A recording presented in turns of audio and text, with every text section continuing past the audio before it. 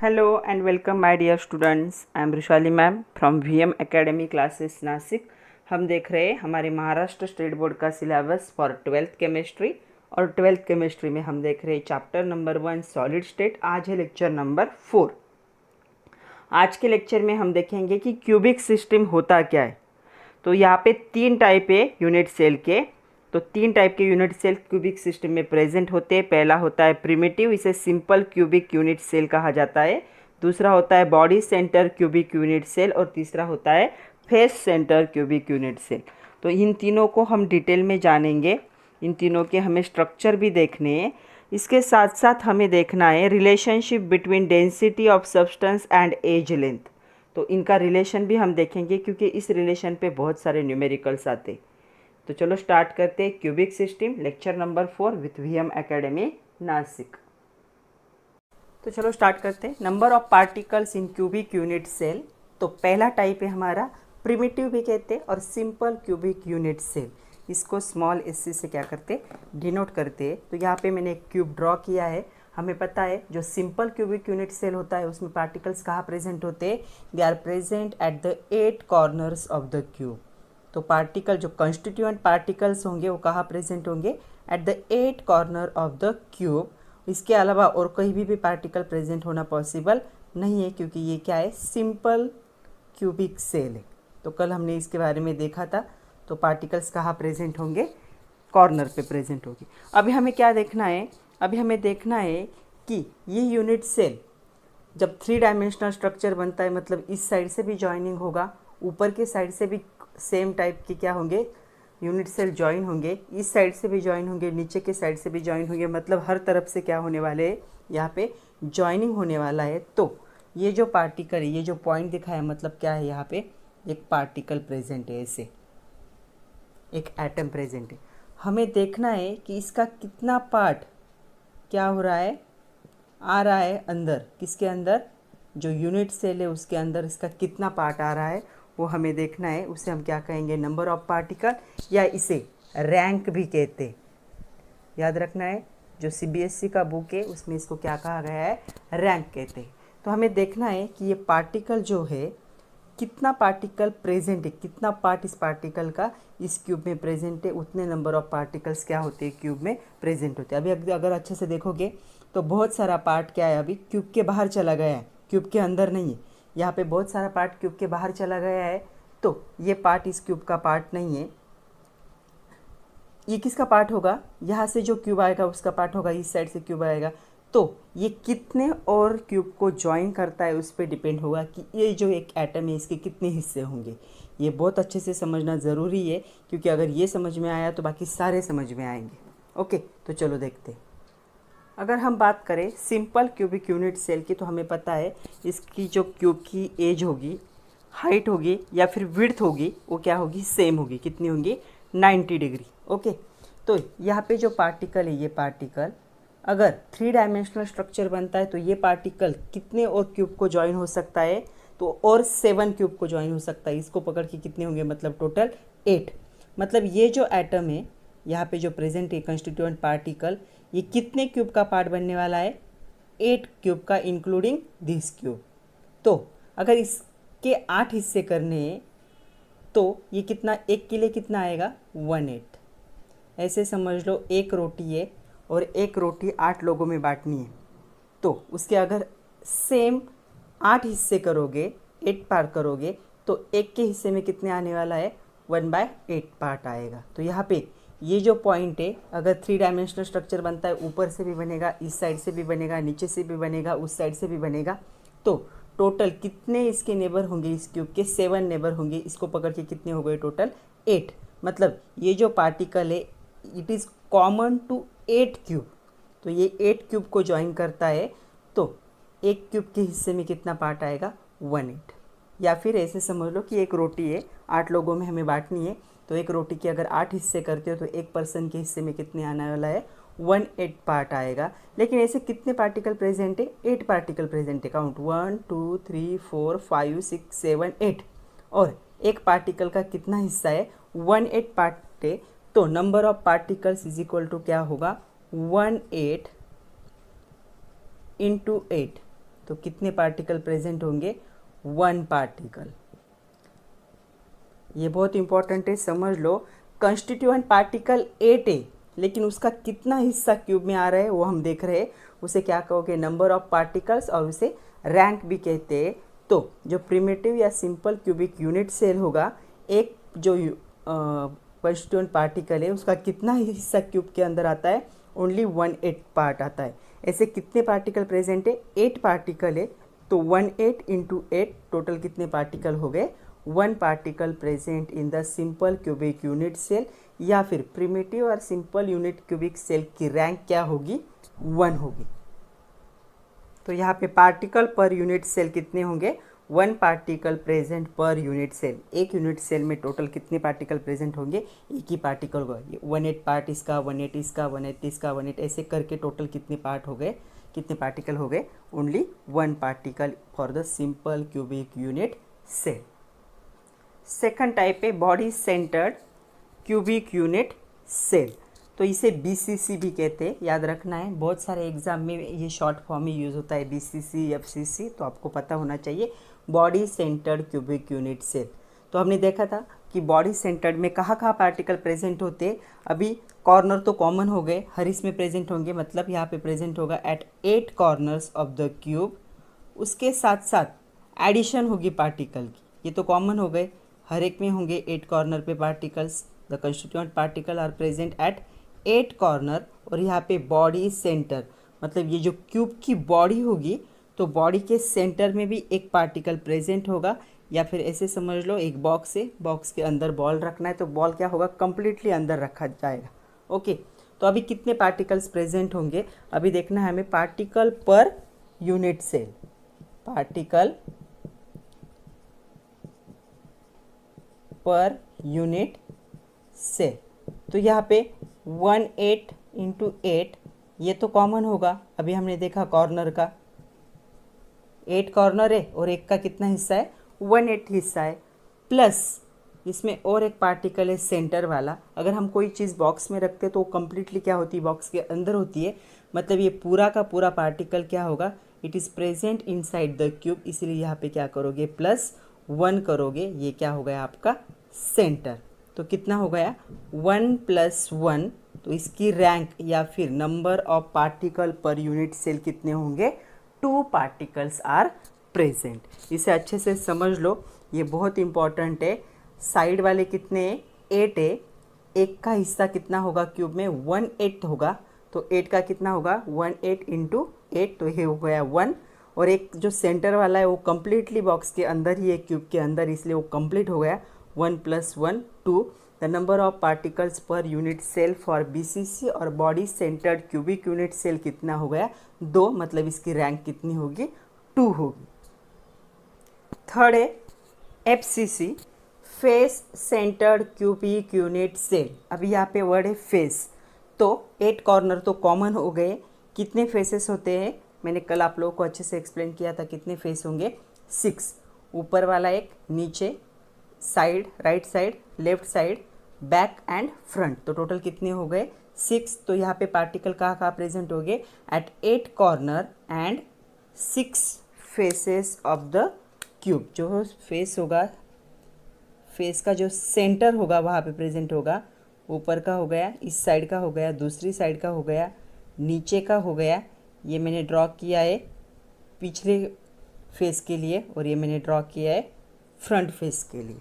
Okay, तो total कितने particles present होंगे?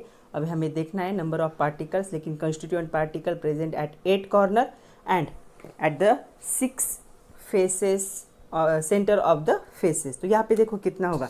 अभी हमें पता है number of particles per unit cell निकालने के लिए, तो देखो the particles per unit cell. अभी कॉर्नर के पता है हमें कैसे निकालते हैं? 8 कॉर्नर है और एक कॉर्नर का कंट्रीब्यूशन कितना होगा? 1/8 होगा। तो 1/8 इंटू 8, ये हो गया फॉर कॉर्नर। तो कॉर्नर के पार्टिकल इतने प्रेजेंट हो गए।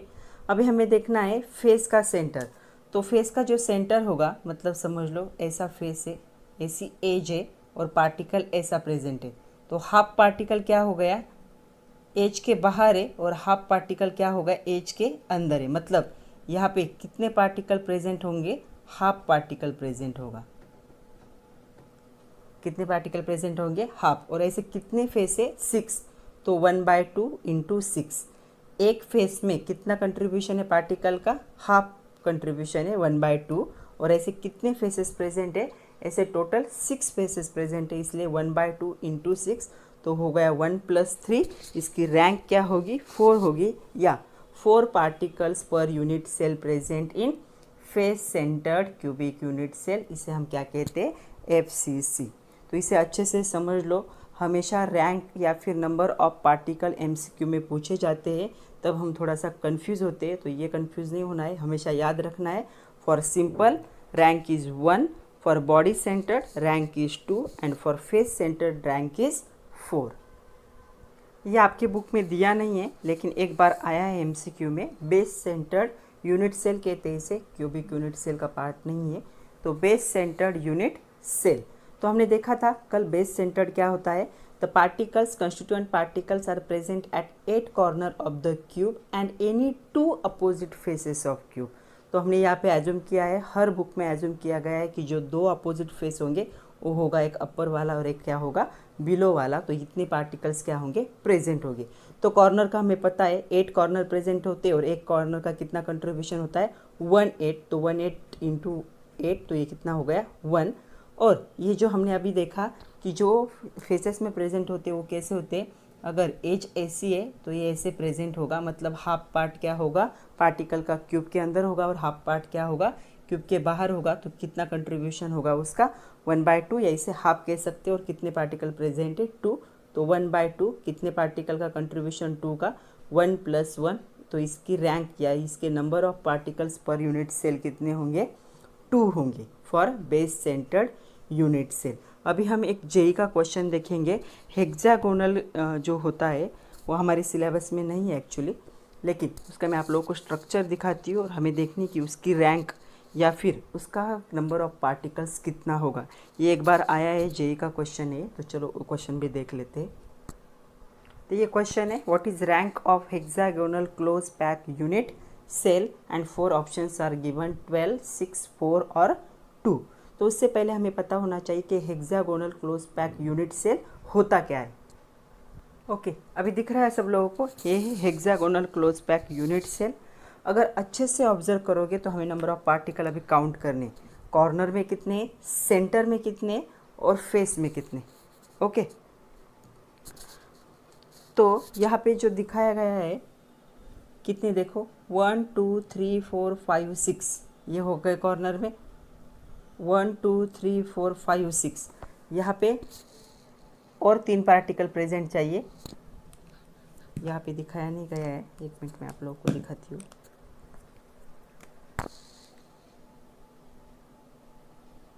जो सेंटर होगा, सेंटर में 3 पार्टिकल, जब मैं आप लोग को 3 डायमेंशनल स्ट्रक्चर दिखाऊंगी तब वो भी देखना है हमें।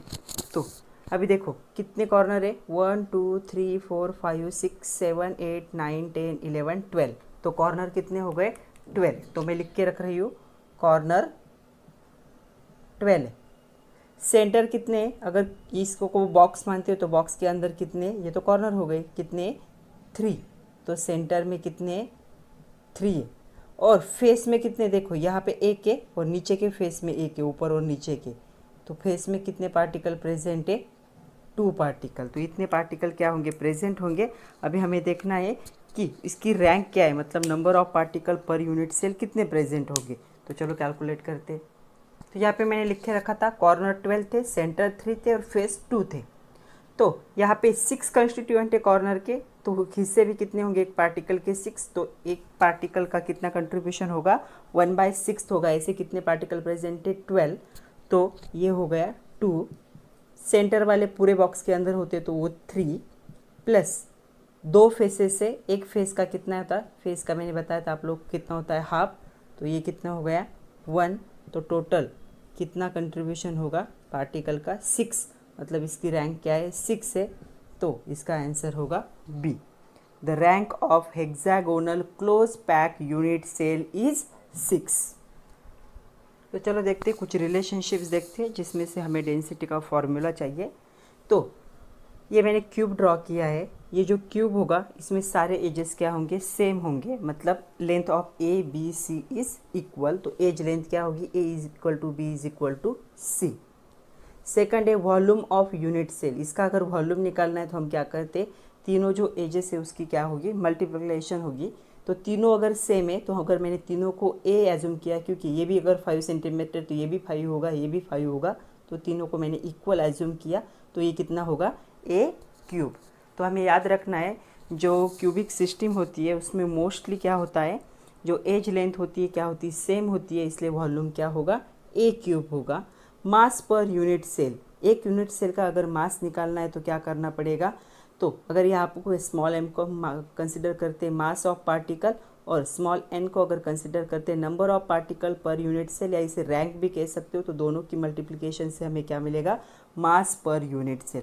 इस यूनिट सेल का मास क्या होगा, इसमें जितने पार्टिकल प्रेजेंट होंगे, पार्टिकल का मास मतलब क्या होगा, इस यूनिट सेल का मास। तो पार्टिकल का मास हम कैसे निकालेंगे, नंबर ऑफ पार्टिकल और एक पार्टिकल का मास, उसको क्या करेंगे, मल्टीप्लाई करेंगे, तो हमें क्या मिलेगा, मास पर यूनिट सेल। तो उसका फॉर्मूला होगा m into n, where m is the mass of one particle and n is the number of particle per unit cell. तो हमें पता है सिंपल में कितने होते, 1 होते, BCC में 2 होते, FCC में कितने होते, 4 होते। नेक्स्ट है density of the unit cell. हमें पता है डेंसिटी क्या होती है, मास अपॉन वॉल्यूम। तो यूनिट सेल का इसलिए क्या होगा, mass of unit cell upon volume of unit cell. तो मास अभी हमने देखा था, number mass of one particle into number of particle m into n, और वॉल्यूम क्या था, ए क्यूब था। मोलर मास क्या होगा, कैपिटल M से उसे डिनोट करते हैं, तो मास of one particle into number of particle पर मोल होगा, क्योंकि यहाँ पे क्या है, मोलर मास है। तो नंबर ऑफ पार्टिकल पर मोल हमें पता है, मोल में तो पार्टिकल सेम होते हैं, उसे Na कहते हैं, एवोगाड्रोस नंबर। सो ये क्या होगा, molar mass is equal to mass of one particle into Avogadro's number. So small m को मतलब मास ऑफ वन पार्टिकल को हम ऐसे भी डिनोट कर सकते हैं, molar mass upon Avogadro's number. तो हमें दो फॉर्मूले मिले थे यहाँ पे, एक मिला था density is equal to m into n upon a cube volume, और हमें पता है अभी हमने देखा कि स्मॉल m जो है उसकी वैल्यू क्या होगी, molar mass upon the Avogadro's number. तो इस वैल्यू को यहाँ पे पुट करते तो हमें ये क्या मिलेगा, डेंसिटी का फॉर्मूला मिलेगा nm into a cube upon Na, where small n is the number of particles per unit cell, capital M is the molar mass of unit cell, a cube is the volume of unit cell and Na is the Avogadro's number. तो ये total 5 quantity, इसमें से अगर हमें 4 quantity पता है तो हम 5th वाली क्या कर सकते हैं, कैलकुलेट कर सकते हैं। तो चलो एक न्यूमेरिकल है जो टेक्स्ट बुक में दिया है, सॉल्व किया हुआ है, एक बार इसको एक्सप्लेन कर देती हूँ मैं। व्हेन गोल्ड क्रिस्टलाइज, गोल्ड जो होगा वो क्रिस्टल में जब कन्वर्ट होगा, it forms face centred cubic cell. FCC का क्या करता है, ये क्रिस्टल फॉर्म करता है, क्यूबिक यूनिट सेल FCC होगा गोल्ड का। The unit cell H length is 408 pm, pm मतलब क्या होगा, picometre. Calculate the density of gold, molar mass of gold is given, it is 197 ग्राम पर मोल। तो अभी हमें कुछ वैल्यू दिए है और हमें क्या कैलकुलेट करना है, डेंसिटी कैलकुलेट करनी है। तो फॉर्मूला कौन सा यूज़ करना है, density is equal to capital M into small n upon a cube means volume and Na means the Avogadro's number, और हमें पता है एवोगाड्रोस नंबर क्या होता है, 6.022 इंटू 10⁻23 एटम्स पर मोल। तो जो दिया है वो लिख लिया है पहले, हमें मोलर मास दिया है 197 ग्राम पर मोल। हमें पता है अभी हमने कैलकुलेट किया था FCC में कितने पार्टिकल्स प्रेजेंट होते हैं, 4, 1 + 3, 1 from corner and 3 from the faces, तो टोटल कितने होंगे, 4 प्रेजेंट होंगे इन FCC। Na ये तो कांस्टेंट वैल्यू है, यहाँ पे दिया है एज लेंथ दिया है, लेकिन वो किस में, पिकोमीटर में, हमें किस में चाहिए, वो सेंटीमीटर में, तो उसको कन्वर्ट किया तो 408 picometre is equal to 408 into 10⁻12 metre, या इसे कन्वर्ट करोगे 4.08 इंटू 10⁻8 सेंटीमीटर। तो ये सारे वैल्यू यहाँ पे सब्सटीट्यूट किए तो हमें आंसर मिला, जो डेंसिटी होगी कितनी होगी, 19.27 ग्राम पर सेंटीमीटर क्यूब, या फिर इसे 19.27 इंटू 10⁻³ किलोग्राम पर मीटर क्यूब भी कह सकते हो। बहुत इजी था, सारे क्वांटिटीज़ दिए थे, सिर्फ हमें ए को कन्वर्ट करना था फ्रॉम पिकोमीटर टू सेंटीमीटर। तो पिकोमीटर टू सेंटीमीटर कन्वर्जन कैसे होगा, 408 इंटू 10⁻⁻12 मीटर हो गया एंड 4.08 इंटू 10⁻⁻8 सेंटीमीटर मतलब क्या हो गया, सेंटीमीटर में वो कन्वर्ट हो गया। तो चलो देखते हैं packing of particles in crystal lattice. जो पैकिंग होगा, जो क्लोज पैक होता है, पार्टिकल बहुत एक दूसरे से क्लोज होते हैं, टाइटली हेल्ड होते हैं, तो एक स्ट्रक्चर बनाते हैं क्रिस्टलाइन स्ट्रक्चर। हमें पता है क्रिस्टलाइन स्ट्रक्चर क्या होता है, एक specific geometrical shape and size होता है। क्यों, because of present of this constituent particle. अभी बच्चों आप लोगों को याद रखना है, इसके आगे ये जो पार्टिकल्स थे कंस्टिट्यूएंट पार्टिकल, इसको इसके आगे क्या बोला जाएगा, स्फीयर बोला जाएगा। क्यों, क्योंकि हमें पता है कंस्टिट्यूएंट पार्टिकल मतलब क्या होगा, एटम होगा, और हमने एटॉमिक स्ट्रक्चर में पढ़ा था कि एटम क्या होता है, इट इज़ स्फेरिकल। तो ये जो पार्टिकल होगा इसके आगे उसको हार्ड स्फीयर कहते हैं। तो हार्ड स्फीयर इतना बड़ा वर्ड नहीं यूज़ किया जाता, तो इसके आगे आपके पूरे टेक्स्ट बुक में यहाँ पे जहाँ पे भी स्फीयर वर्ड आएगा उसका मतलब क्या होगा, कंस्टिट्यूएंट पार्टिकल। तो इसका पॉइंट होता है पार्टिकल का, और ये उसका स्ट्रक्चर होगा, तो राउंडेड शेप है इसलिए उसको क्या कहते हैं, स्फीयर कहते हैं। तो जो कंस्टिट्यूएंट पार्टिकल होंगे क्रिस्टलाइन सॉलिड के, वो क्या होते हैं, क्लोज पैक होते हैं। क्लोज पैक मतलब एक से दूसरा, दूसरे से तीसरा, तीसरे से चौथा, ऐसे क्या होंगे, एक दूसरे के एकदम क्लोजली क्या होंगे, जॉइन होंगे। तो इसे हम क्या कहते हैं, क्लोज पैक। और इंडिविजुअल पार्टिकल को क्या कंसिडर किया जाता है, एज अ स्फीयर। जो क्लोजनेस है पार्टिकल का वो मैक्सिमम होना चाहिए। जितना मैक्सिमम क्लोज पैक स्ट्रक्चर होगा उतना क्या होगा, वो स्ट्रांग होगा, हार्ड होगा। और ये किस पे डिपेंड होगा, depends on inter particle attraction. ये दोनों पार्टिकल एक दूसरे को कितने अट्रैक्ट, कितने क्लोज करके रखते, उस पे डिपेंड होगा द स्ट्रक्चर। तो इसमें एक बहुत इंपॉर्टेंट चीज़ आती है, कोऑर्डिनेशन नंबर। हमेशा एग्जाम में क्वेश्चन आता है व्हाट इज़ कोऑर्डिनेशन नंबर, या फिर एमसीक्यू होता है what is coordination of simple cubic unit cell और बीसीसी और एफसीसी। तो जो कोऑर्डिनेशन नंबर है वो बहुत इंपॉर्टेंट है। तो चलो देखते हैं कोऑर्डिनेशन नंबर होता क्या है। तो कोऑर्डिनेशन नंबर बहुत ही इंपॉर्टेंट है, एमसीक्यू में हमेशा क्वेश्चन आता है। The number of neighbouring sphere, अगर किसी एक स्फीयर को आप कंसिडर करते हैं, अभी स्फीयर यहाँ से आगे स्फीयर का मीनिंग होगा particle, constituent particle. The number of neighbouring sphere that touch any given sphere, कोई भी एक स्फीयर को कंसिडर करो और देखो उसको कितने अदर स्फीयर क्या कर रहे हैं, टच कर रहे हैं साइड से, उन्हें हम क्या कहेंगे, उसका कोऑर्डिनेशन नंबर। तो यहाँ पे मैंने दो स्ट्रक्चर ड्रॉ किए हैं। यहाँ पे क्या हो रहा है, ए बी और सी तीन लाइन है, तो तीनों लाइन का अरेंजमेंट क्या है, सेम है। और यहाँ पे अरेंजमेंट क्या है, थोड़ा सा चेंज है, जो हमें आगे देखना ही है कि ऐसा क्यों है। लेकिन उससे पहले अभी देखो कंसिडर करना है आप लोगों को, कोऑर्डिनेशन नंबर समझ लो अच्छे से। सपोज़ यहाँ पे मैंने इस पेयर को कंसिडर किया कि इसका कोऑर्डिनेशन नंबर निकालना है, तो इसको कितने स्फीयर टच कर रहे हैं, नेबरिंग टच करने चाहिए, नेबर में प्रेजेंट नहीं होने चाहिए, टच करने चाहिए।